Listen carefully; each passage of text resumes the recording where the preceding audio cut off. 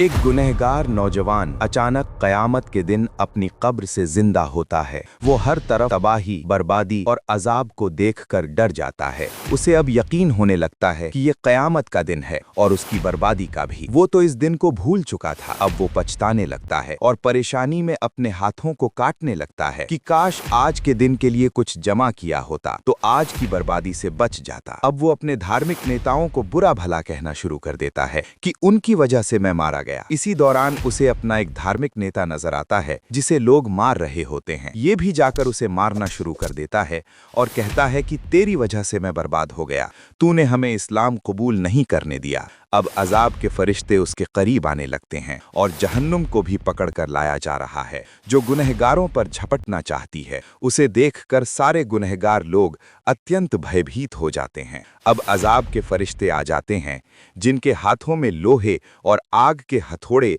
और जंजीरें हैं। वे सब गुनहगारों को जोर जोर से मारना शुरू कर देते हैं और उस गुनहगार नौजवान को सबसे ज्यादा मारते हैं और कहते जाते हैं, तू क्या समझा कि कयामत का दिन नहीं आएगा और तू यूं ही गुनाह करता जाएगा। लेकिन देख, आज कयामत का दिन आ गया है। अब तेरा हिसाब होगा और तुझे हमेशा हमेशा के लिए जहन्नुम में डाल दिया जाएगा। नौजवान रोना शुरू कर देता है और रोते हुए कह रहा होता है, ऐ अल्लाह, ये सब गुनाह मैंने अपने बीवी बच्चों के सुकून के लिए किए, लिहाजा उन्हें पकड़ ले और मुझे छोड़ दे। लेकिन आज किसी गुनहगार की कोई दुआ कबूल न होगी। अब अजाब के फरिश्ते तमाम गुनहगारों को पकड़ पकड़ कर जहन्नुम में डाल रहे हैं और उस गुनहगार नौजवान को भी घसीटकर जहन्नुम में डाल देते हैं। अब वो जहन्नुम की गहराई में गिरता चला जाता है। अब वो जहन्नुम की सबसे खतरनाक जगह यानी हाविया के अंदर पहुंच जाता है, जहां बड़े बड़े सांप, बिच्छू, खौफनाक फरिश्ते, आग और दूसरे अजाब उसका इंतजार कर रहे होते हैं। वो अल्लाह से रो रो कर दुआ मांगता है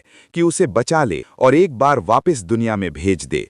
वो अब अच्छे काम करके आएगा। लेकिन फरिश्ते उसे इन अजाबों के दरमियान फेंक देते हैं और वो जहन्नुम की जेल में कैद कर दिया जाता है, जहां सांप, बिच्छू और दूसरे अजाब उस पर टूट पड़ते हैं और यूं ये गुनहगार अपने अंजाम को पहुंच जाता है और अब हमेशा इसी जहन्नुम में रहेगा और अजाब बर्दाश्त करता रहेगा। हर पल मौत मांगेगा मगर उसे मौत नहीं आएगी। भाइयों, ये है हर गुनहगार का अंजाम। आप अच्छे काम करो और अपने आप को और अपने घर वालों को इस जहन्नुम के अजाब से बचा लो, वरना आपका अंजाम भी यही होगा।